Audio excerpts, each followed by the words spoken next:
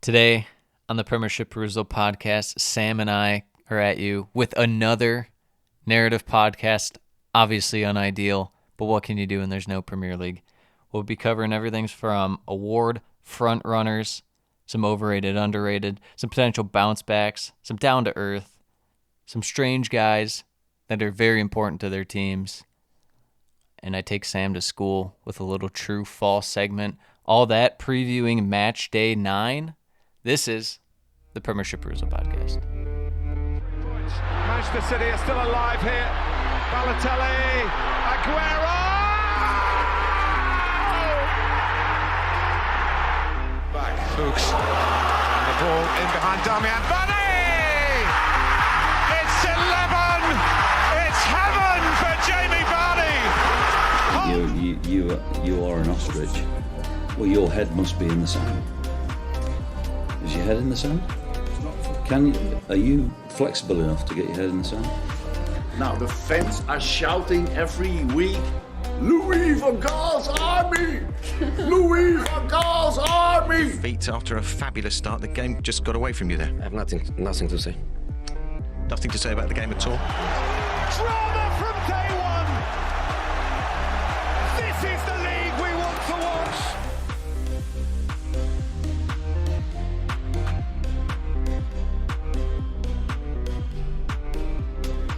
Dude, Yeah, back. what's up? Back. Got the full slate of 10 games this weekend. Oh my, no, I can't. It's about damn time. It's been 84 years. I don't believe it's real. I don't want to believe it's real because then I'll get hurt even more once I realize that it's not real. It feels like the season is like restarting again. Yeah, it's you weird. know? It's a 3-part season. I guess so. Well, let's jump right into it. This is another podcast where we don't have games to cover, so we just have to go off topics given what we have seen. We've seen 7 games since the last time we talked. Yeah. Good thing I have a bunch of stuff in my noggin at all times. It's I always don't cooking. even remember who's good anymore. Yeah. Let's get right into it. Award frontrunners. I wanted to talk about this mainly because we had a September Player of the Month, and it wasn't Erling Haaland. Did you see that? Yeah, Marcus Rashford. Yeah. He had one game, maybe 1.5 games. Yeah, I guess there were only like 2 games. Is this supposed to be like they're making Haaland angry? I guess they don't want to give him like all 8 or whatever. How many? Oh. It How many turns months out of the season? in my book, when you are the best player by far, you should probably get Player of the Month. That's fair. I saw that. I was like, He didn't even win Man Rashford. U's Player of the Month. It was Eriksson. yeah. I mean, he scored a couple of goals, but like, he didn't do that much. I told you, 1.5 games. That's what he had. Award frontrunners. These are the only guys I considered. Yeah, I don't Last see year- Rashford on this list. Last year there was about, I think I came up with like 10 guys, and they're all like semi-feasible. You could see a way Yeah. if it went down a certain way. I can only see these guys as of right now. I can't see anyone else. Haaland, Yeah. De Bruyne, Kane, Jesus, Cancelo, Silva. I didn't include Saliba in there, but I guess he has a shout, but I don't think It's so. A pretty lot of tough- time it's a pretty defender tough as a doesn't. defender, Yeah, yeah. that's why exactly. You got to be like really stand out. And I Yeah. feel like that only comes like through the course of the season. Like you look back after like And you're like- 35 games and you're like, okay. And you'd yeah, have to that- have like a defense that's like head and shoulders above everyone else's. Yeah. So Yeah. it's pretty tough. But what do you think of that list? Again, Haaland, De Bruyne, Kane, Jesus, Cancelo, who's not really like a defender. I mean, he's pretty. Yeah. He's pretty forward. he's like an auxiliary yeah. attacker. And Bernardo Silva. I'm surprised. How would you rank those? You didn't include Mitrovic in this. Well, we have another topic after this one Yeah. because this is realistic. There's no way that they'd give it to No, they wouldn't. Mitrovic. But I feel like if they don't give you're picking- Haaland the. if you're picking the top 6, or yes, 6 right now, Yeah. I think maybe he's in the top 6. You can make a case. I just feel like Fulham are bound to fall off, so there's no way that Yeah. it would happen. I would, if I had to rank these guys, it would be Haaland by far number one. Yeah. Power obviously. gap, probably Silva, Jesus, De Bruyne, power gap, Kane and Cancelo. And Kane probably above Cancelo specifically. Is that fair? I think I'd put. So you did Haaland in his own tier. Haaland, And Silva. a second tier of Silva, Jesus, De Bruyne, Yeah. and then a third I think tier I of- might put De Bruyne as second, personally. Okay. The man Yeah. has been He's been nuts. very good. I just like what I'm seeing out of Bernardo Silva this year. Yeah. I mean, he's kind of like It's- under it's- the radar Yes. more so. Okay. So I want to talk about that, but then that brings me to my next point of the player of the year for not top 6 teams, because I feel like Yes. there should be like a separate category for this. There should be. And this is how I have them power ranked. Mitrovic, Tony, Bruno G, Ruben Neves, Alex Iwobi. I know what you're going to say. You're going to say there's no Pascal Gross. There's no Pascal Gross. He should be on there, but I just left him off because I want to make it even 5 for each. I feel like Bruno G started well, but I think he I- had a couple of I games think- where he had an injury issue. Yeah, so he still looked really good when he's out there. he did. But I think I might. Not to mention Newcastle don't look nearly as good with him not in the lineup. That's true. I think I might even say Saint Maximin Okay. over Bruno G. He has been wild, but he's also been hurt the last game or That's two, true. and you can tell that he's out. Yes. So maybe we shouldn't have someone from Newcastle. Maybe we should replace the Newcastle spot with someone who's clearly Maybe like a best guy. cheeky Brendan Aronson. no. Just Jack Harrison's off the been bottom. Leeds' best guy so far. I think I disagree with that. I would say that. I thought it was way closer. I checked out the attacking stats. It's not even close. It is not even close how much Jack Harrison's carried them this year. It's unbelievable.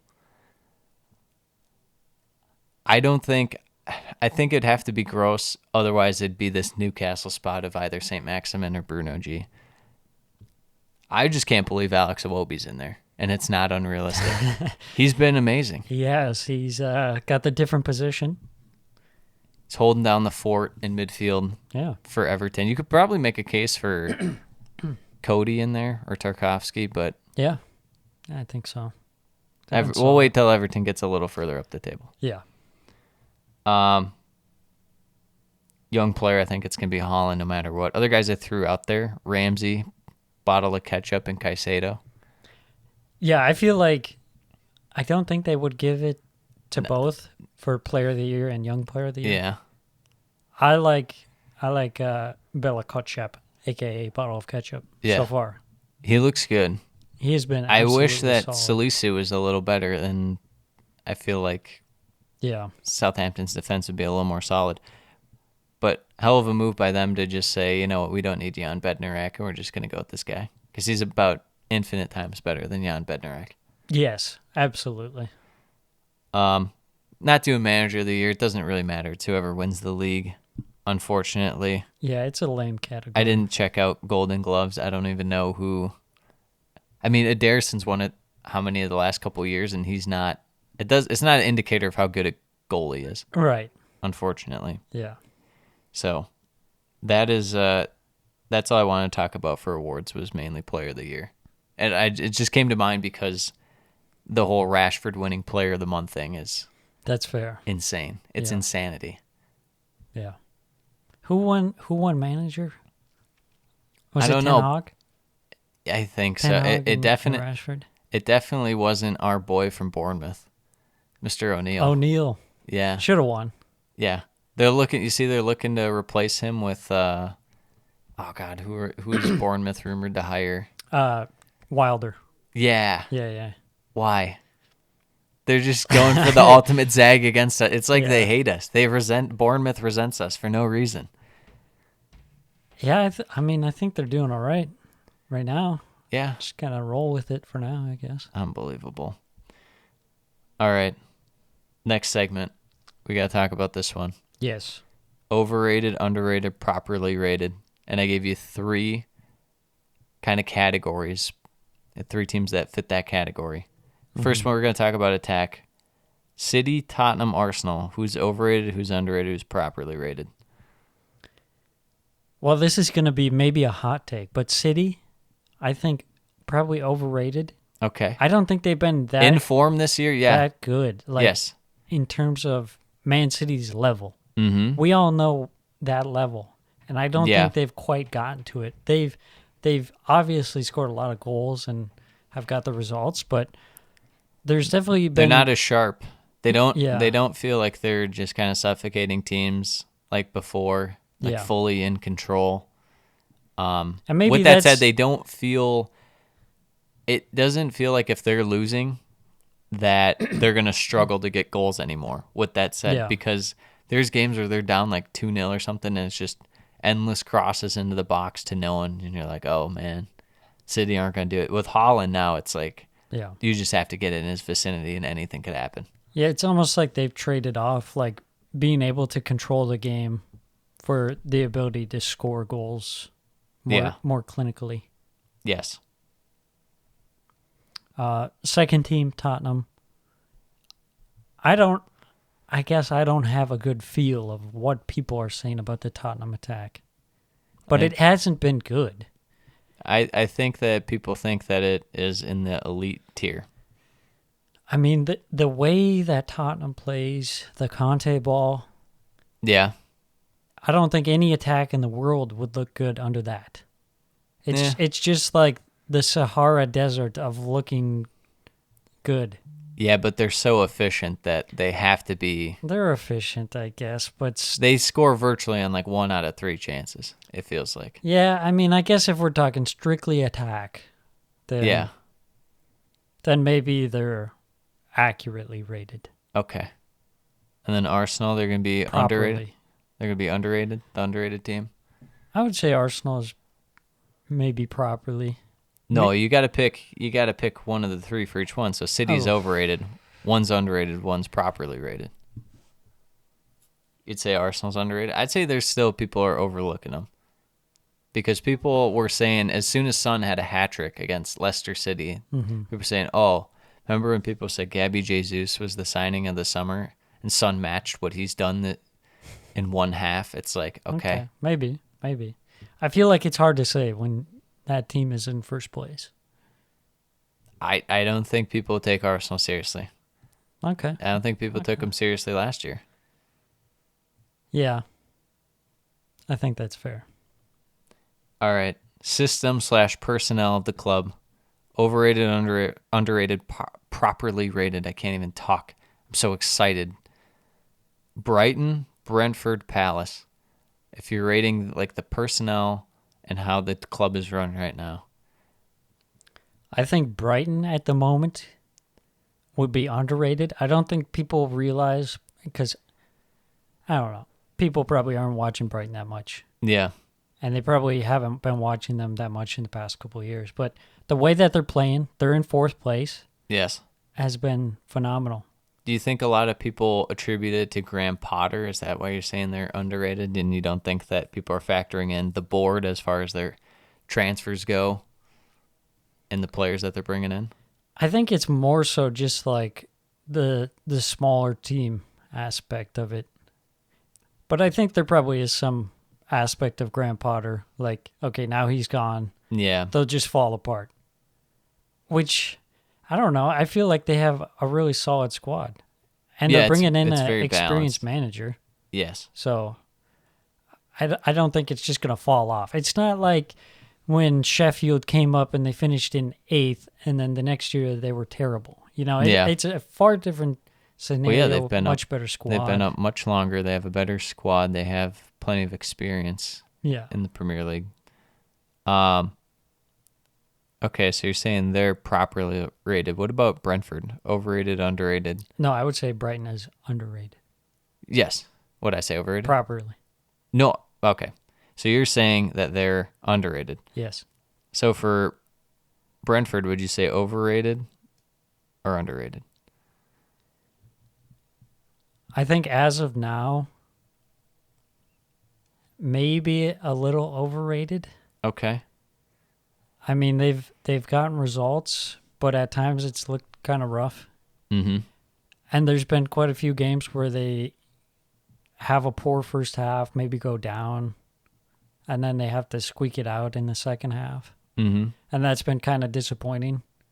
Yes. I mean, not to mention they lost Eriksson, and that's a big miss in terms of creativity.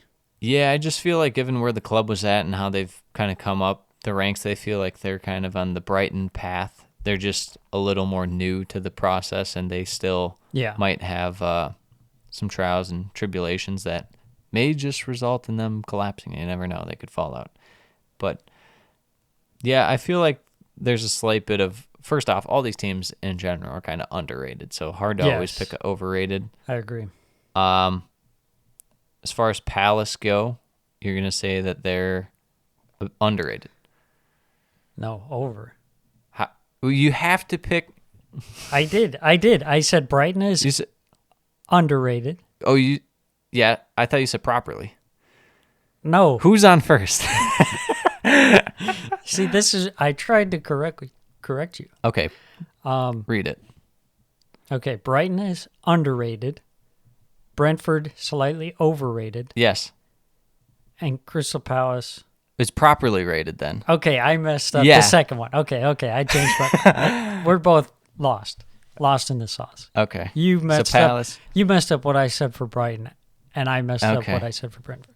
So Palace is properly rated. I think Palace right now, I don't think we've seen enough so far this season. I mean, it hasn't been great so far, but I love what they did last year just as much as a lot of people, but a lot of people are still kind of coasting off that, and they haven't looked amazing. So if I gave anyone the overrated, I give them the slight tick of overrated. Yeah, I think it's kind of a toss-up between the two. Yeah. Brentford and Palace. I think yeah. I agree with you, though, for this point. If you go off of last season, it was a really impressive season considering the circumstances. Yeah. And then to follow it up, so far, the start of the season has been kind of a letdown. Yes, agreed.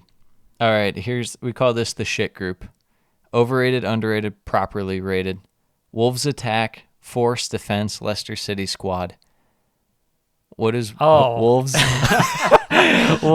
Wolves attack. Are they overrated, underrated, properly rated? Well, I think everyone thinks they're garbage, and they are garbage. So I think they're probably properly rated. Okay. Forest defense, I think, is probably overrated. Really? So I'm saying this not because I think people think Forest defense is good. Yeah. I'm saying it because I think Forest defense is awful. Freaking terrible. Freaking terrible when they're not like stood still like sentries, when they actually have to move it all downhill.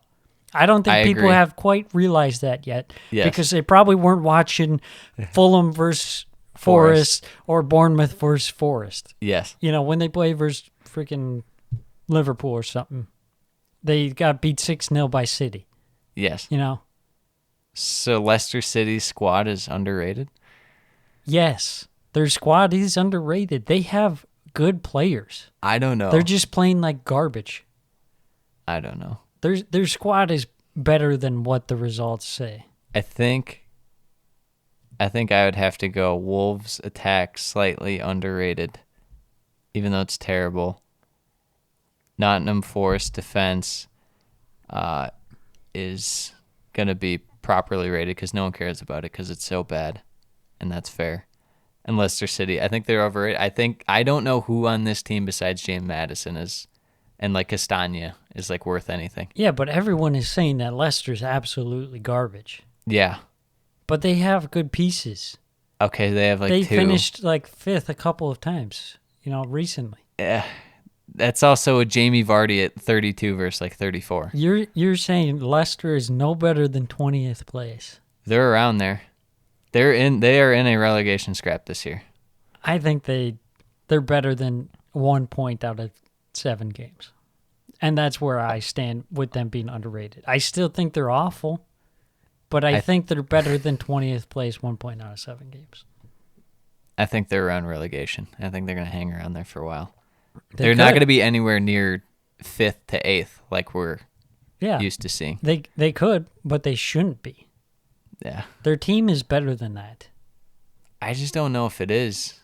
I don't know if it is. Who on the team besides Madison and like Castagna are good? I mean, we've seen... And Dewsbury Hall's fine. We've seen Iheanacho produce. We've seen Daka produce. When? When's the last time? You know, he pops off in the Europa Conference League. Yes. Their midfield, I don't like it. Tielemans is already out the door. Rogers is, no one wants to play for him. Yeah, I think that's part of the problem, is the Rodgers aspect of it. I want to talk about a couple potential bounce backs, and we're going to rank their bounce back potential. We'll start with Mason Mount and how confident you are on a scale of 1 to 10 of their ability to bounce back, and then we'll just rank them at the end. I think the redeeming quality for Mason Mount is that now Graham Potter is in. Yeah. And maybe a change of system will suit him better. Yeah, I was thinking the other day, like, where he's going to fit in terms of, like, you're looking at Brighton's squad and you're kind of mixing and matching where guys on Chelsea are going to fit.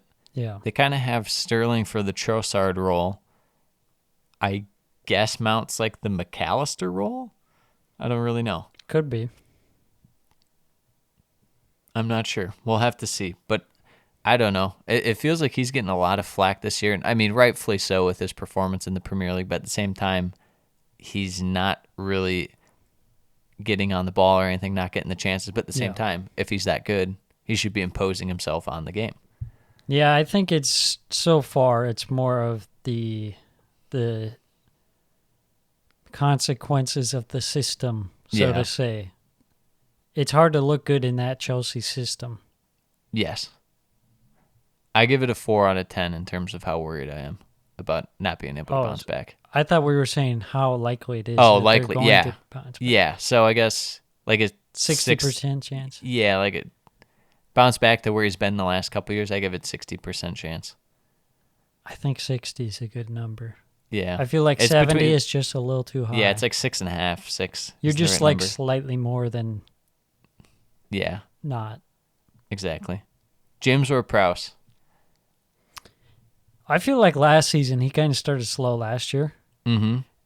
That was a redundant sentence, but, we go yeah, on. It's fine. We march That's on, fine. like the Saints. I think as the season progressed, he scores a couple free kicks, he gets a couple penalties here and there, and it just kind of racks up. He's kind of a known quantity.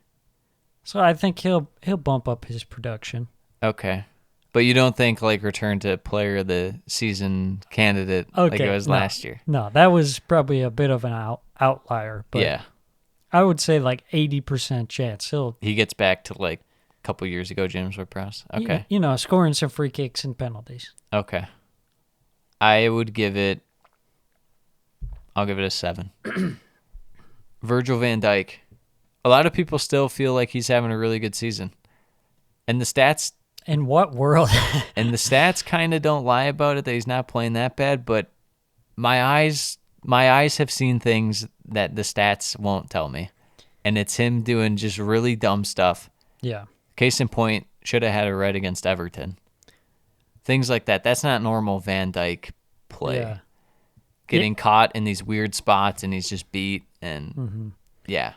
Yeah, you kind of have it. There's like two aspects to it. You have like, okay, the midfield is like non-existent. Yeah. So you're being very exposed. But then you're also have the other aspect, kind of what you were touching on, is these individual errors that are just kind of uncharacteristic. Yeah. I mean, we've seen them in the past, but far less frequent. Mm-hmm.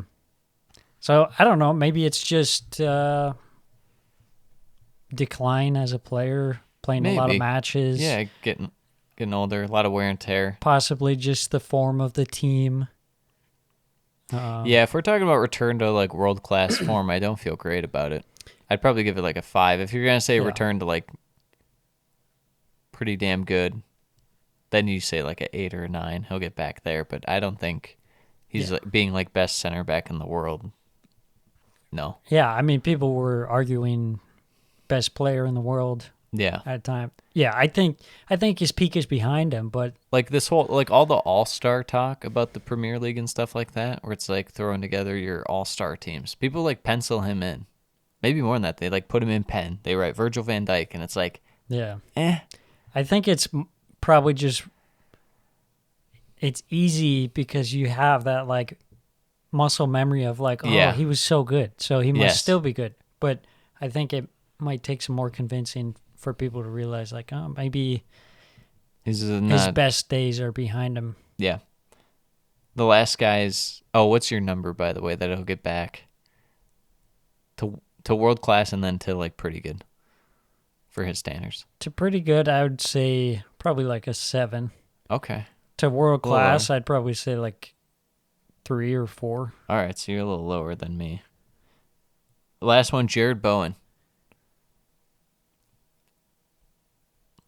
I feel like West Ham, well, as a team, they kind of just suck right now. And it's kind of stale. Mm-hmm. And I think their attack is pretty rough because they don't really commit players forward.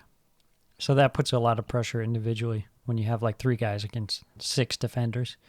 So it's hard to look good playing that. Yeah. It's kind of like the opposite of Chelsea's system where they just load in a ton of guys forward. Yeah.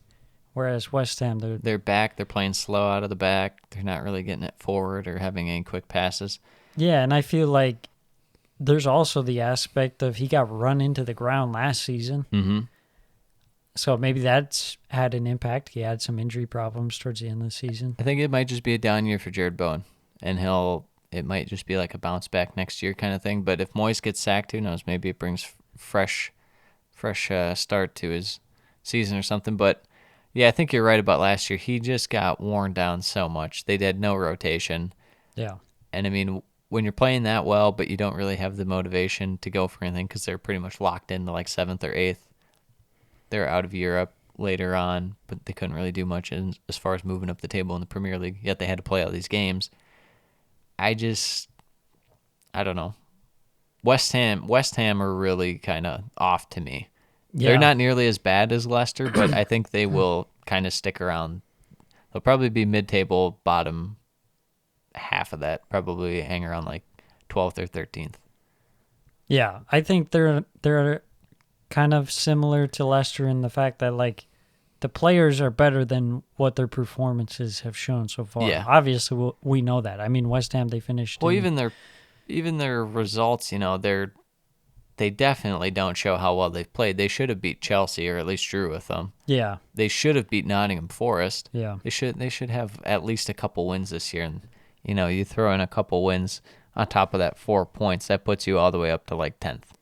So. Yeah, not to mention, building confidence. Yeah. Absolutely. So if I gave a bounce back for Bowen this season, my confidence is probably like a 3.5, 4. I don't think it's going to happen this year. Yeah, I mean, I think it's hard after the caliber of season he had last year. Yeah, he was borderline elite. It's really hard to perform at that level again, especially in this team right now as it stands. So, yeah, I would say probably around 3 or 4. Yeah, we're on the same page. All right, we're going to rank which of these fall down to earth scenarios is most likely to happen. We'll start with Fulham's defense. Fall down to earth as in they're just going to start conceding more goals. Or is this team for real? Overall, I think their defense is pretty awful. Yeah. It's been not bad this year, surprisingly. But I think a lot of it comes down to having Palhinha. Yes, 1,000%. That's the point I was going to make. And that helps quite a bit. Their center backs are pretty not good, I think. Yeah. Not Mr. Mbabu or what's his name? The guy from Wolfsburg. Yeah, he's more of a fullback, but He still stinks. he is terrible. He's like so slow. Their fullbacks are pretty awful. I mean, I guess Kenny Tete he's all right. Yeah, he's doing all right in terms of defense, but mainly his passing numbers are really, really good. And, Anthony Robinson, he's kind of just a pace merchant back there. I just don't know. I think Anthony Robinson is probably the worst defending fullback in the league. Yeah. So it's very likely for them. We'll keep this in mind. Yes. Next is Brentford's attack. It's been pretty damn good so far. Yeah. Ivan Toney's been popping off. They haven't got a ton out of Mbeumo, but he's done enough. They're getting nice contributions from guys like Keane Lewis Potter. Mm-hmm. Matthias Jensen has probably been the main guy that has jumped out, and we'll get to that later, but he's really made a step up in their attack. You think this is going to kind of taper off for a bit eventually? I think it'll probably decline a little bit, but I think overall, I think it's sustainable. I think Ivan Toney is probably one of the top tier strikers in the league. Mm-hmm. And I think he'll be making a move to a bigger team pretty soon. Yeah. I don't know. I have a weird feeling that it won't necessarily get I don't know how to describe it. I think they'll have another sizable drop off for a while, and then it'll go back to normal. I think Brentford's just going to be like that. Kind of how they were last year, where it's just like a big blip on the radar, and you're like, what was that? And then they're like, nothing, we're back to normal. And you're like, what? Very, very streaky. Yeah. Bournemouth's efficiency. They're very efficient in attack. They don't have many chances, but golly, they do take advantage of it, Sam, when they get one. Yeah, I mean, I think it'll probably decline because they're playing pretty good. Imagine if they didn't have that City game. Yeah. Or City and, I guess, Liverpool is the main game I meant. But their defense would be looking especially really good in terms of efficiency, too, because they haven't conceded that much. Right. I mean, that's what we're talking about. You just got to throw out those games. But for some reason, their board didn't get that message. I mean, that's probably... We're getting memed on. Anyone can see that. You look at the schedule and you're like, okay, season starts week 4 or whatever. Yeah.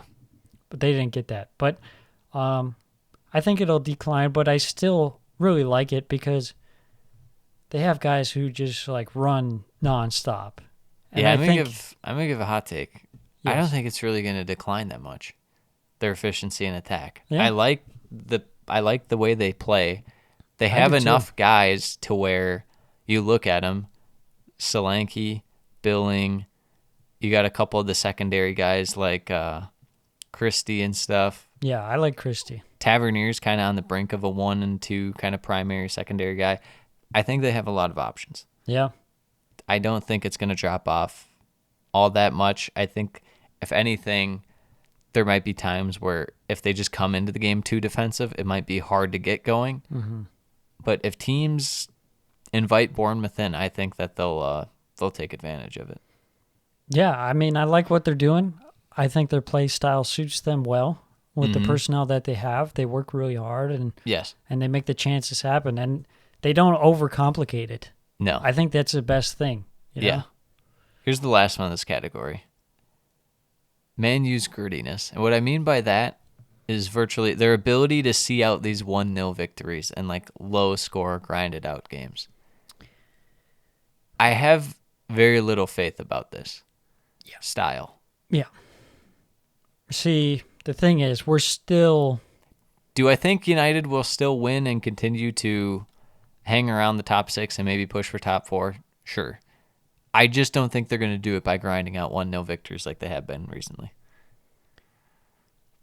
I think we're still in the honeymoon period of Ten Hag, if you can even call it a honeymoon period at this point, because it's been quite rocky with that Brentford. Yeah, in the defeat. Brighton game. But maybe if you go after those games and kind of their resurgence, Yes. a couple big wins. Look back at previous managers, Ranić, Ole Ole Gunnar Solskjaer. they had, periods of time where they looked pretty good. Yep. It especially makes me think of their time under Ranić, where they were getting results. Yeah, But between like late November and like early January, yeah, where they were winning games like Yeah. 1-0 or 2-1, and you're like, okay. yeah, they're getting the results, but the play's not there. Yeah. And that's a red flag because they're not playing very good. Mhm. They're playing on the counter, which is like, okay, whatever. I mean, if that gets them the results, but still, you got to be cautious of being like, we fixed it. Yep. The putting the chicken before the egg kind of Yeah. thing right there. I still think there's some big flaws in the squad. And Yeah, they're I not going still to win don't- the league anytime soon. I still don't love their midfield, even though they got Casemiro. That makes that at least tolerable. But Yeah.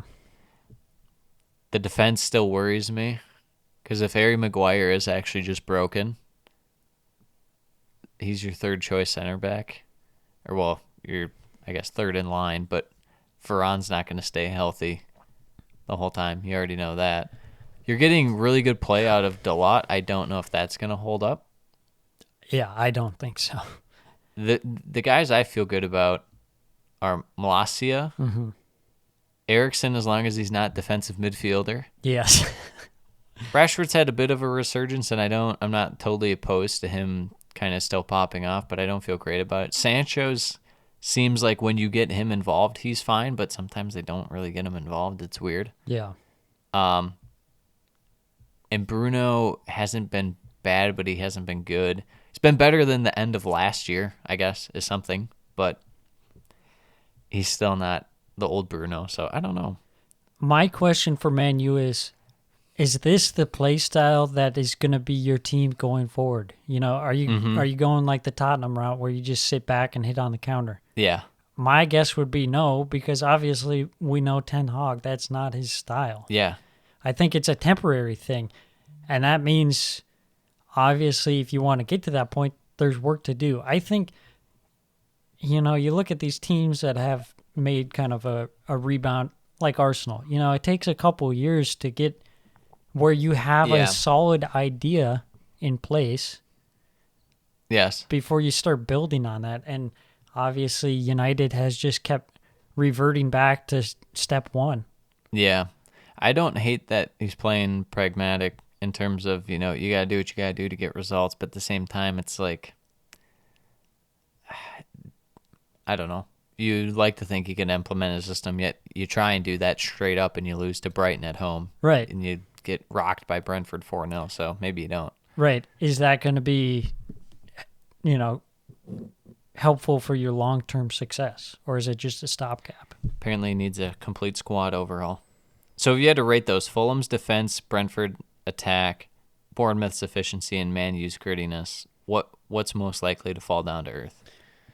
I think I'd say Fulham's D, and then United, and then maybe Brentford and Bournemouth kind of tied. Yeah, that's fair. That's how I view it too. Except I would have Brentford's attack to fall down more likely than Bournemouth's efficiency. Now All right. we're talking. Yeah. You're on the Bournemouth train. I've converted you. Yes. Next sack rank. I'm gonna give you the managers. David Moyes. Rough start. Are we? Really rough How start. are we ranking this? Are we doing like? Most likely to get sacked and then least likely. And Okay. we're gonna walk through their Yes. cases and then rank them. Yeah. David Moyes, very rough start. West Ham fans willing to say, you know what, maybe we should sack him. Yeah. Very unfortunate start for West Ham. Like I said, most unlucky team so far. A bit of it does fall on Moyes. It's just their play style right now is way too side to side, way too slow, to say the least, with how much pace you have in this team. His willingness to rotate to guys like Cornet, Scamacca is kind of his undoing. So if he does get sacked, it's unfortunately kind of Moyes' fault, but I don't know. Yeah, he's a guy that's going to be conservative, have his lineup, Yep. have his play style. Yeah, his 4-2-3-1 Yeah. style that he loves. But I don't know. I think a lot of it just comes down to they should probably rotate who's in the lineup, that they don't even have to change the style formation a ton, maybe some tweaks here and there, but it's just a little too slow, and I don't know why Mikel Antonio's playing is the main thing. Yeah. Next up, Steve Cooper, your guy, up for most handsome man in the world. He's beauty. The Welsh beauty. He has a lot of guys to pick from. I don't think he knows who to pick. Can't blame him. Last year, they kind of just played they relied heavy on the counterattack. This year, they're not really doing that, but they are. kind of. I don't know what their style is. They're trying to play quick, and I'm okay with that. But they fall asleep for 10 minutes in each game, and it costs them 2 to 3 goals somehow. That's how bad their defense is. Yeah. And you feel like, if anything, they probably have been a bit lucky this year with the West Ham win and Yeah. to even be in some of these games. Next up, we have Brendan Rodgers. Yeah, I mean, we talked about Leicester. Yeah. They've been god-awful. Yeah, they're terrible. The players don't respond. He's not allowed to spend money. They don't want to sack him because they have to pay him. The lineups have been awful. Bruno Lage. Sneaky chance to get sacked. I think Wolves fans are open to the idea. Oh, yeah. I would don't so. think that other Premier League fan bases are really like, he's on watch for them, I don't think. Yeah, I think that's fair. He's just kind of like, I think some people would be like, oh, that's a bit out of the blue. yeah. Wolves fans will Wasn't be he like, okay like a couple years yeah. ago? Wolves Last fans year. are like, thank God he's gone. It's a bit of, I like your system, and sure, the players aren't executing, but at some point this falls on you. Yeah. This falls on you to some capacity. Like, why are your players not scoring? We're spending £50 million on these guys. What is going on? But Yeah. It's one thing when you have a couple guys who can't score, but then when you bring in new guys and they can't score either, it's like, Yeah. okay, well, maybe we got to look at the system here. yeah, Hans, the insackable object. Yeah. It's like, it always feels like he's on the verge of being sacked, yet also, like, he's got job security. Southampton and Hasenhüttl are just like, they're an like the one abusive relationship. I was gonna say, it's like the one crazy person in your life where you don't really know what you're doing, but you check on them every once in a while, and they're just up to who knows what. Sometimes they're doing good. I'd compare him to our guy Vinny. You check on him, you see what's going on. Just He could be doing anything. yeah. You don't know. Yeah. Could be going great. Could be a little down. Could Yeah. be just normal. Anything could happen. With Hans, it's his lineups. He doesn't know who to pick, what to do. Yeah. Yeah, I think so. I think Southampton at least now have some semblance of direction in terms of just a youth movement, kind of like Palace. So I respect him for that. It's got to be kind of hard for Hans to have faith in that, because it's like you're relying on a lot of young, inexperienced guys. But at that same time, you pretty much have to harness that talent in a way that'll get you results. Yeah, I think that's a bit of a change for him because he's had these guys who, Nathan Redmond. yeah, he's kind of like he falls back on them. Yeah. Oriol Romeu. But I think things have to change. You can't keep doing that. You got to bring in some new blood, and it worked pretty well so far. But maybe just some growing pains. Yeah.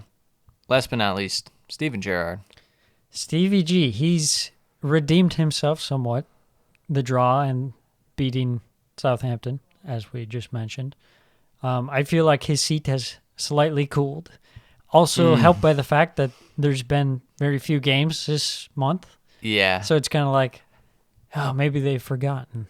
No one's forgotten. Maybe they no one's forgot. forgotten, Stevie G. I think, You grinded out a disgusting win against Southampton, yeah, but the distant memories, you're like, hey, we won our last game. I suppose, until you lose the Leeds and you're like, uh-oh. Well, yeah, I mean, things, they can heat back up pretty fast. So if you had to rank those, was it 6 guys? 6 guys. How would you Yes. rank them I think number one, in terms of most likely? I'll start by least likely. Okay, let's and start. go to more. So number 6. Number 6, I'm gonna say. I think it's got to be Hasenhüttl. Yes. For me. It's same.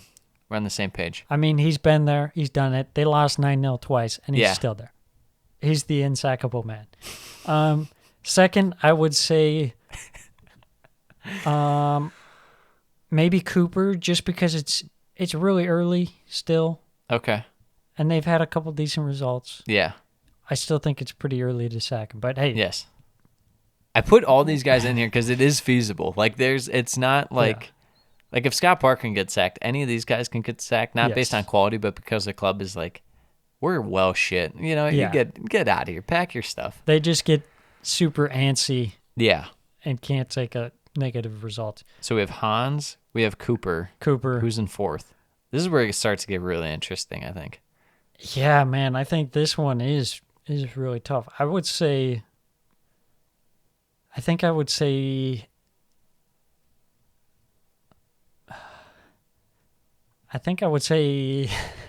You want me to say who I'm David thinking? Moyes. Really, for fourth. Okay. This is where we disagree. Not huge, but I think I'd have Rodgers. I don't think Leicester would pay to sack him. Interesting. I genuinely don't. I think they just look It at it and seems they're like, like we'll it. grind it out. It seems We'll like grind it out. They've been so awful. I have Moyes as third. Okay, yeah, I feel like Moyes, Stevie G, well, I don't know, maybe Stevie G above Moyes if they lose their next match. So I would say Stevie G next, and then Bruno Lage, and then Brendan Rodgers most likely to get Okay. sacked, just because it has been dire. I still have Stevie G number one. Okay. I think that there's something about it to where if Villa lost their next like 3 games, where they would still, he would be right in the mix to get sacked at any given point. Yeah. Brendan Rodgers, like I said, I just think Leicester won't pay it. Lage, I have second. I think it is very, very around the corner that this man might get sacked. What did I say? Did I say Lodge second or I third? think third. Third. I think you had him third.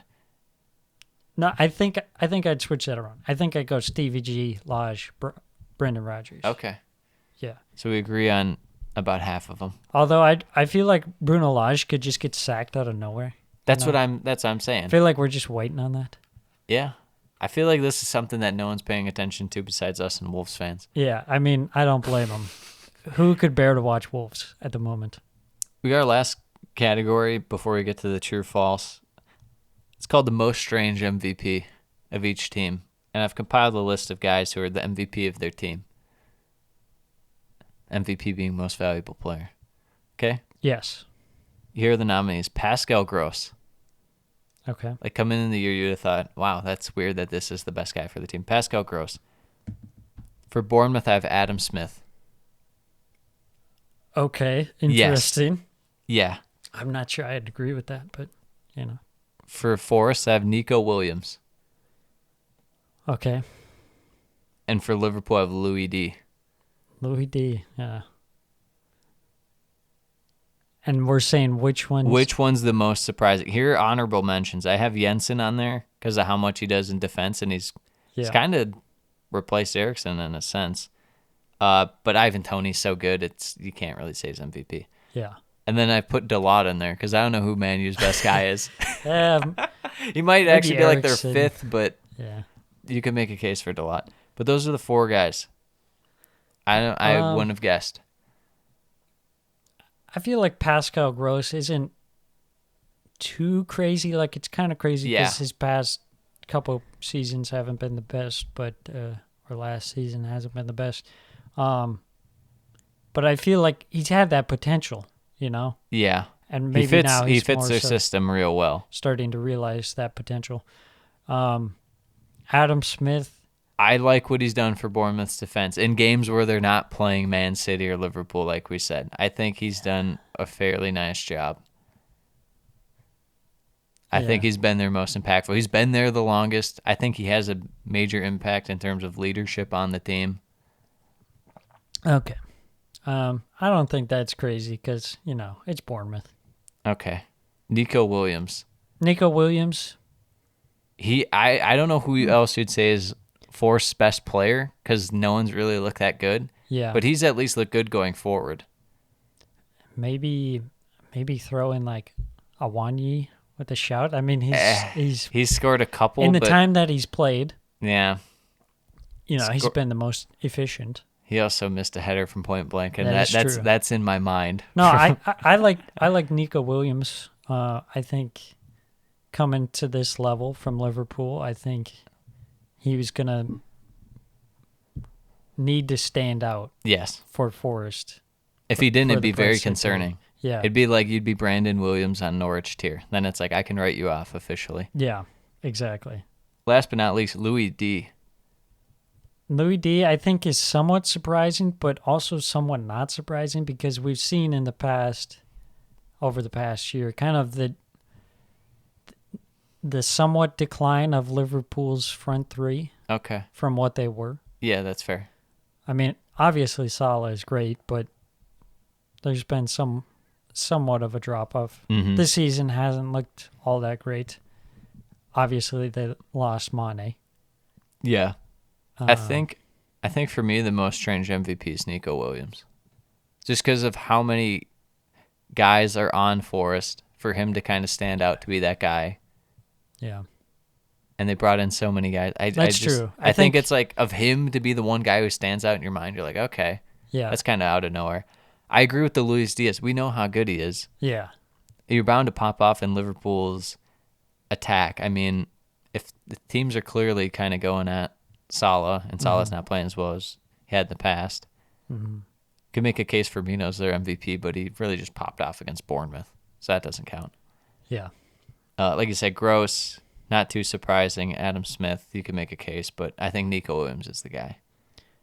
I like the argument that you brought for Nico Williams, saying when you compare it to all the guys that they've signed. Mm-hmm. Yeah, I like that argument. That he stood out the most. Yeah. I mean, they brought in Jay Lings. Yeah, Jay who's Lings done has been nothing. disappointing. Yeah. I mean, Henderson has been really good, he has been good too, especially given their defense. but he's on loan. So, Yeah. Are you ready for true false? I am ready to look a fool. The first one's a two-parter, so it's different from the rest. Okay. So I'll read the whole thing and then we'll go back. Okay. Southampton are the worst passing team and the best team at winning the ball back. First part of that, Southampton are the worst passing team. True or false? True. Okay. And best at winning the ball back. Maybe true. You were 1 for 2. 1 for 2. They're the second worst passing team. Okay. They're not the worst, but they're the best team at winning the ball back. Yeah. That sounds like Southampton to me. Yeah. I mean, that's what happens when you have guys like Bottle of Ketchup out there. Yeah. You got active fullbacks. Their midfield is Midfield's been good. defensively, yeah, it's sound.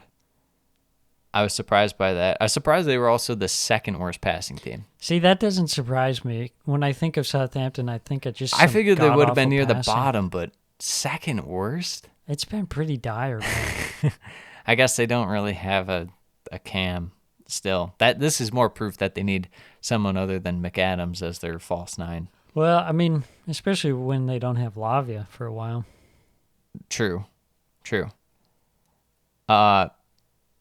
or false, Chelsea are in the bottom 5 in shot creating actions. Shot creating actions being dribbling that leads to a shot, passing that leads to a shot that leads to another shot, drawing a foul that leads to a shot. My instincts would have me think that this is probably true. Mm-hmm. But then part of me is like, nah, it's probably false. I think it's false. I think this is a bamboozle. It's true. Damn it. I should They're bottom. I knew They're it. bottom 5 in shot creating actions. I How's thought that it- even possible? I thought it was a trick question. No. What if I told you, and this is just like a stat, just to take home for the folks. Chelsea and Man U are both bottom 5 in shot attempts. Yeah, that doesn't surprise me at all. That's Not so at all. bad. Speaking of shot creating actions, Arsenal have 5 of the top 12 players in terms of shot creating actions. True or false? Let's see. You got Jesus, Martinelli, Saka, maybe Odegaard for sure, and then maybe Xhaka. So I think that's true. It is true. Yes. I know my team. 5 of 12. I couldn't believe it. I would have looked a right fool. Did I get the players right? You did. That's like double points, gold star. At least one player on Aston Villa has more than 10 shots this year. Not on target, just shots. True or false? I think that's false. It is false. There's 2 teams where guys, at least one player doesn't have at least double-digit shots. Do you want to guess the other team for the bonus? They're on the screen right now. Crystal Palace? No. No. Wolf has like 20 shots. Yeah, that's true. Southampton? No, you get Everton? one more. Nope, it's Leicester? Bournemouth. That's surprising.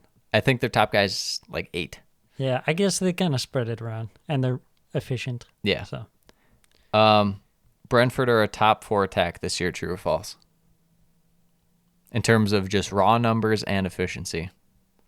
I'm going to say true, because I feel like a lot of attacks have been kind of shit. It's so close. They're 5th. Yeah, they're 6th. Okay, you're getting me on these nitpicky. I know. That's the only way to do it, though. True or false? Leeds are 5th in total possession. I think that could be true, It is. because they just don't do anything with it most of the time, or at least haven't in the past few games. I just like the idea of them running around, chasing the game, and being hectic and wild. Yeah, it's Not definitely whatever the hell they're doing right now. definitely different. This one, you're just going to get it right away because it's too good to be true. Tim Ream leads the Premier League in interceptions. Dude, true. Let's go. How does that even happen? How does he lead the Premier League in interceptions? He's the best hold-up play in the corner to seal a game, and he leads the league in interceptions. He should get an award for that hold-up play. Last one, in terms of efficiency, I don't care about these match rating stupid things that people come out with because most of them suck. I Yeah. go with pure stats and what my eyes see. Yeah.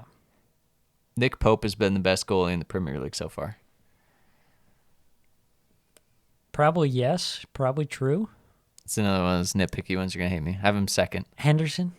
No, Pickford. Pickford. Pickford. Pickford has been good. That's what I was thinking. Like, there's been A a lot of few good guys that have goalies. been really good. Yeah. Pickford has been good. Henderson has been good. Pope has been good.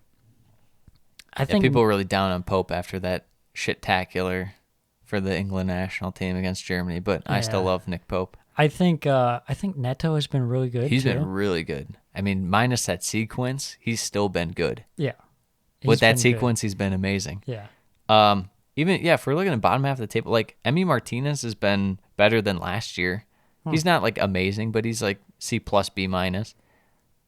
He's fine. I think Villa's defense is Yeah. It's a bit bad. rough. it's bad. Should we get into some predictions for next week? Some preview Yeah. action. Let's do it. First game of the match week. Oh my goodness. It's a big one. How many? Do we have like more than 10 games here? No. There's just one on Monday. 1, 2, 3. 7. Yeah, you're right. 10. It's because the Monday game. It always looks funky. Yeah, they got that extra spacing in it. Yep. Bothered me. So first match of match week 9 is the North London Derby at Emirates Stadium. You have no choice but to tell me what you're looking for in this one. Well, I mean, it's going to be the test if Arsenal can break down Tottenham's defense. Yeah.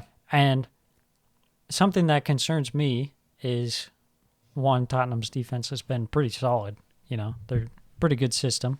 Yeah. And then 2, Arsenal got burned on the counter by United. Yeah. And that kind of scares me in this game. Mm-hmm. You know what scares me is it feels like there's like a stretch where, I don't know, it felt like, I guess Tottenham won not too long ago at the Emirates, but it feels like it's always the home team that wins the North London Derby. I don't know why, Yeah. but it definitely feels that way. As far as personnel, what I'm looking for in this game is kind of Arsenal's ability to not get caught out, like you're saying, because there's just moments where it's like a 2-on-1 and Ben White's the only one back, and you're like, oh no, this is not going to end well. especially if Thomas Partey isn't fit. Mm-hmm. That's really scary. Yeah, because who's fitting in this game?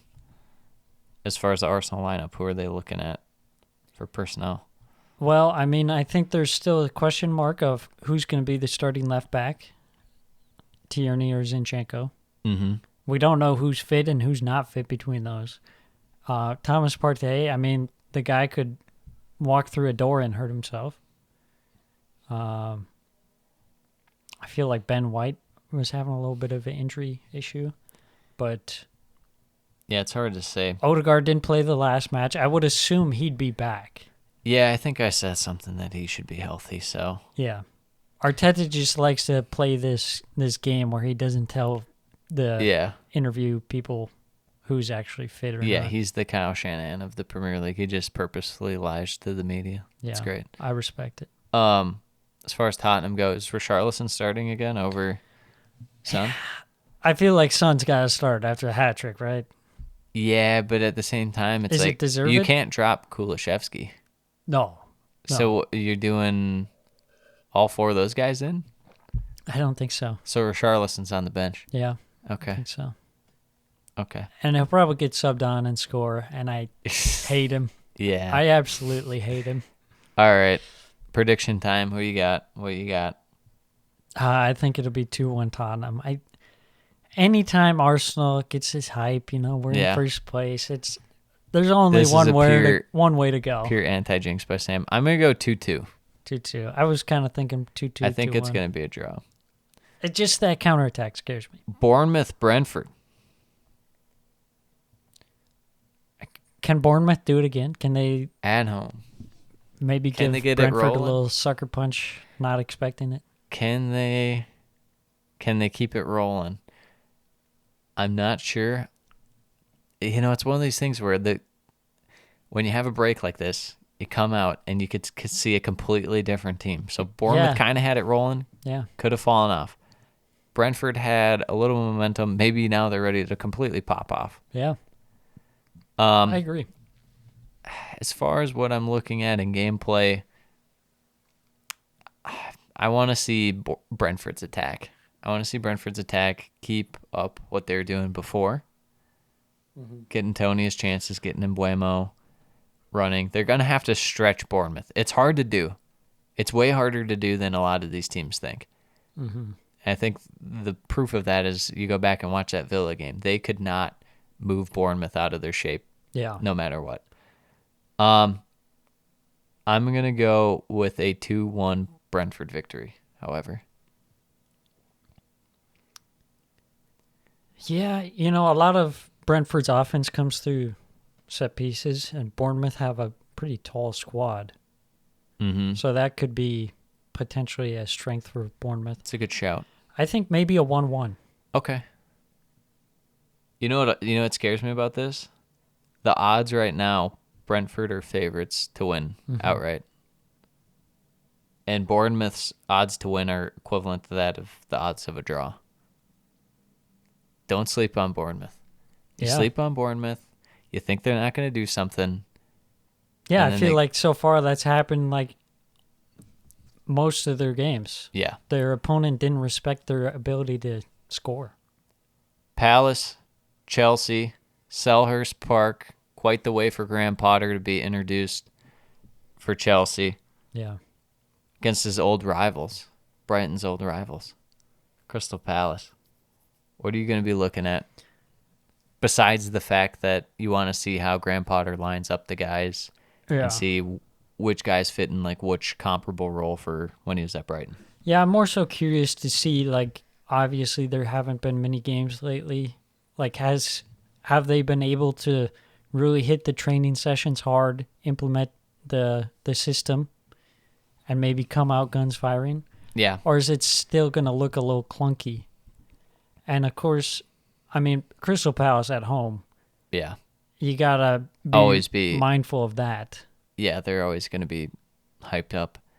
I could see it going terribly wrong, Ten Hag style. But Chelsea tend to normally do well at Selhurst for whatever reason, relatively compared to other teams. I'm going to go with the 2-1 Chelsea, but I don't feel great about it. I was going to say 2-1 as well. Fulham Newcastle at Craven Cottage. The real question of this game is, can Fulham keep the Cottage hopping? Yeah. They had the great home form. Newcastle, on the other hand, trying to get to winning ways rather than drawing ways. Mm-hmm. Do we know if St. Maximin is fit? I do not know that. I'm going to look it up Because right I feel now. like that impacts my answer. Let me look. Because I feel like Newcastle without St. Maximin is just kind of meh. And I think Fulham might be okay enough to like hold them out. Maybe even... Callum Wilson and Bruno will be fine for Fulham. St. Maximin, chance to be on the bench. I mean, if they Bruno- have Wilson in, that could be good.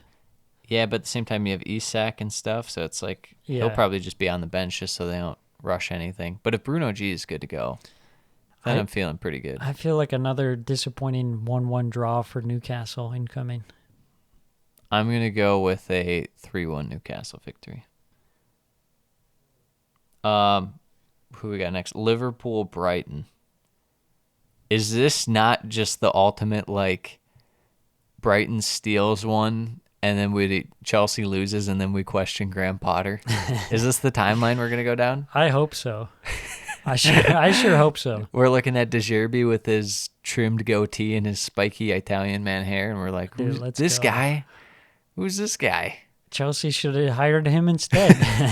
Hire Wax Tap FC manager. Obviously, it'll be interesting to see how Brighton line up. I know Derbies, when he was at Sassuolo, was pretty attack-minded Yeah. for a team that's kind of middle of the table relative to where they are domestically. Punch above their weight kind of style. Yeah. So, Yeah, I think the same thing applies for Brighton as it does for Chelsea. Bringing in the new manager, have they had time to implement their system? yeah. Liverpool coming off a break, it's like, can they kind of get their season back on track, or is this going to be another they get caught off guard? You know, part of me also wonders what is kind of the morale in the Brighton squad. They had a great start, and then their manager jumped ship. You know, how are the Yeah. players feeling about that?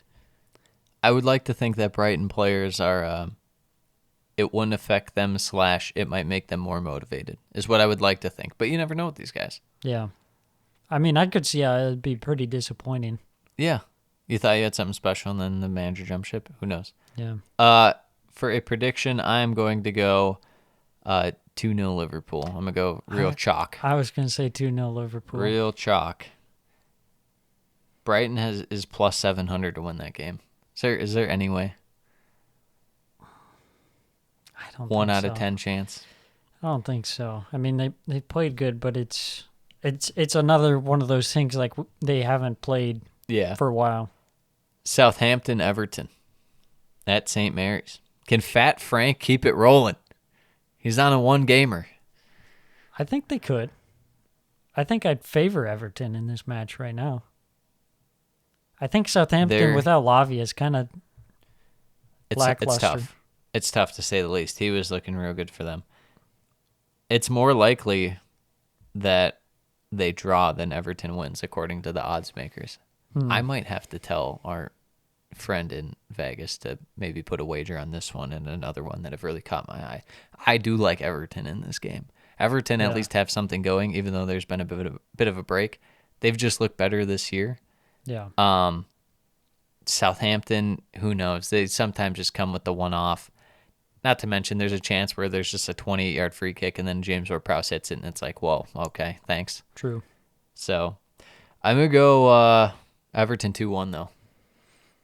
I think baseline, it's 0-0 because Everton is always going to keep out Southampton. Their defense is much better than Southampton's attack. That's what you want to believe. And So then you I- get the random, unpredictable, like El Nuesi goal, and you're like, oh. It'll probably happen. So I think bare minimum, Everton's getting a draw, but I think they're going to get a win. I think it's going to be 1-0. Okay. Game of the potential just month. I know it's only October 1st tomorrow, but West Ham Wolves. Guys, don't watch this game. It's going to be bad. Loser. My eyes. Loser gets their manager sacked. It's loser leaves town. Yeah. You're out, Moyes or Lodge. Loser Lodge leaves town. That's the abbreviation. I feel like this has to be a draw. If it's anything other than 0-0, I think I crap my pants. Yeah. I genuinely can't see it going any other way. Both teams are so poor in attack, except for the one off chance where West Ham or Wolves get a chance, and then they just shoot it way wide or right at the goalie, and it's like, oh yeah, okay. I hope Cornet starts for West Ham. I think he should. I think Skamaka should. I think both of them should be playing. Yeah. But I don't think they will. It'll be a nice midfield matchup between Rice and Neves. That's something to watch in this game. That's probably about all you'll be able to watch. Yeah. Unless you're me and love watching Max Kilman just clear the ball and be secretly borderline world class out there. Well, Wolves will be missing Nathan Collins. What happened to him? Did he do something? Some people say he's still flying through the air, the flying kick. He never came down. Man City, Man U, the Manchester Derby, Sunday. Yeah, we got Derby week. Let's go. Yeah, we got 3 big ones. You don't know the third? Is it Leicester Forest? Yeah. I thought so. Good. Because it sure as hell isn't Southampton Everton. The London Derby, Southampton Everton. I'm like, what? City United at the Etihad. It would be, okay, I'm just going to say, it'd be kind of funny if City just absolutely bounced United. I didn't want to say it, but it would be funny. It'd be really funny. We're all thinking it. We're all thinking it. But no one will say it, but I'll say it. Well, where's me, though, is City fans are like, this isn't even a derby. I mean, it's like Chelsea versus Fulham. We beat you guys all the time. It's like, oh, man, don't get too cocky. But True.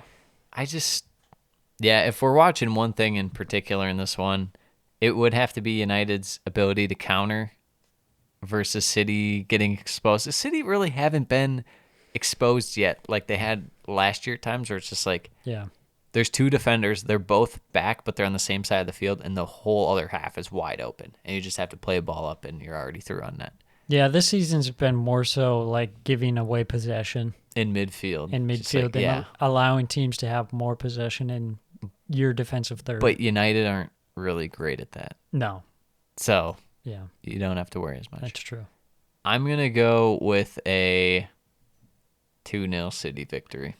I'm going to say 4-0 City. Wow. But I feel like if United won this could be, things maybe change. Maybe it's the start of something for real this time. I don't think so. But yeah, I'm going to say 4-0 City. Haaland scores 2. Leeds Villa. Well, Stevie G, he's battling for his job still. If they lose, like we were talking about earlier, that'll be concerning. I'm just ready for high IQ Americana Jesse Hulk Hogan Marsh to lay the smacketh down upon this sad Villa side. Even though the Leeds are not jewel of looking England, great. Stevie G. Yeah. The true intellectual America's win. Aim. He's just sitting on the sidelines doing that while Jesse Marsh is yelling at the 4th official. The Americans. That's a penalty. And that's a penalty. Listen here, Stephen. Where I come from, that's a penalty. You might have Philip Coutinho, but I got Brendan Aronson and Tyler Adams. And we're not stopping here till we go to Disney World and win the Super Bowl. Marching on. We're marching on together. That would be great. What are the odds that Jesse Marsh gets a red card in this match? Back to back, pretty much. I don't see this going well. I think Leeds match up well with Villa.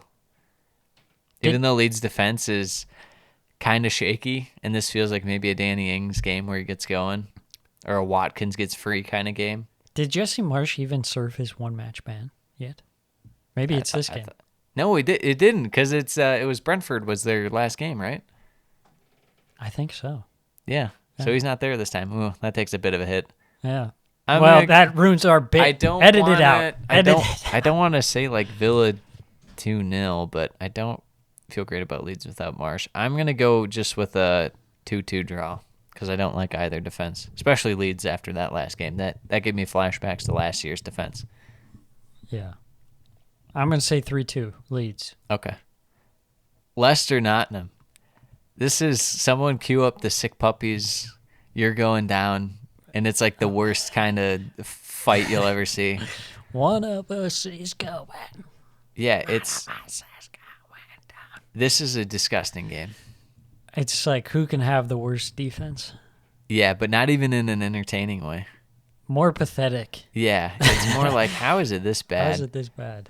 I think there's going to be, for whatever reason, both sides are going to be really conservative and be holding the ball in midfield as much as they can. I have no idea why. I think they're just going to be playing very scared, both teams. Do you feel that way about this game, or you think it's just going to be open? No, I think it'll be Leicester possessing the ball like we've seen throughout parts of this season where they have the ball, but they do literally nothing. Yeah. And then kind of the same for Forest where they can't get anything going. Yeah. They have no possession whatsoever, and all they can do is like counterattack. But I still favor Forest in that matchup. Somehow I feel better about Nottingham Forest's midfield, but their defense is just so bad, even somehow worse than Leicester's, I think.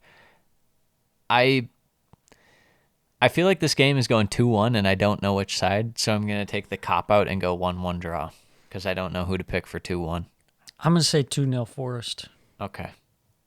Do we have a prediction before we go? Well, my one was 2 goals for Holland, but that should just be a baseline. Holland. Yeah, that's kind of lame. I'm going to say... Holland. I'm going to say that... Who scores for Everton? No, you do that way too much. I know. I'm staying away from Everton. I was going to say Palace. Because I think I said 2-1. Said 2-1 Chelsea. 2-1 Chelsea. Who's the first scorer in the Graham Potter Premier League era for Chelsea? Well, first, I'll get this out of the way. I think Zaha's going to score from a pen. Okay.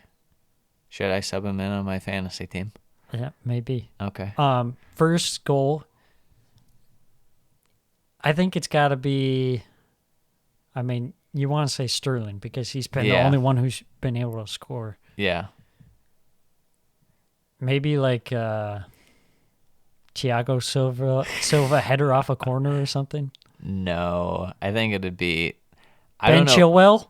Oh. Okay, subscribe. Ben Chilwell. Write it down. I'm thinking... Ballon d'Or, Ben. Jorginho Pen. No. Jorginho Pen. Okay. No, I think who's ever up front will get it, whether it's Havertz or Aubameyang. Broja. Ah, shit, I forgot Aubameyang's in the team. Who's ever the number 9, I think, will somehow get it. And we'll be like, wow, unbelievable. I feel like Aubameyang was like a fever dream going to Chelsea. It really kind of is. I still think it is. So weird. He'll just play like Champions League games, I think. Yeah. It's like when Giroud was at Chelsea. And that was real, though. That was real, but because somehow he still scored. Really I saw a weird. breakdown of his goals in his career. I can't believe he almost had 40 goals for Chelsea. Yeah, in like a 2-year stretch, 2.5. It was disgusting. As an Arsenal fan, I took that personally. I loved him with all my heart, and I still do, especially at Milan now. Yeah. Okay. Winning the Europa League with us. Never forget Mr. Sarri. Do you miss Maurizio Sarri? I miss him chewing on unlit cigarettes. Yeah, chewing on ciggies and with his T-shirt that was like triple XL. Yes. But he had like an XL body. It's just way too big. Needs extra room. Yeah. I gotta breathe. All right. Is that it? I think that's it. All right. I think all we can do now is watch how the cards fall. Yes. And they are sure to fall. Let the chips fall where they may, as they say. Yeah. Cards fall, chips fall. Something's falling. It's not Leicester in the table. All right. On that note, adios, mis amigos. Bye.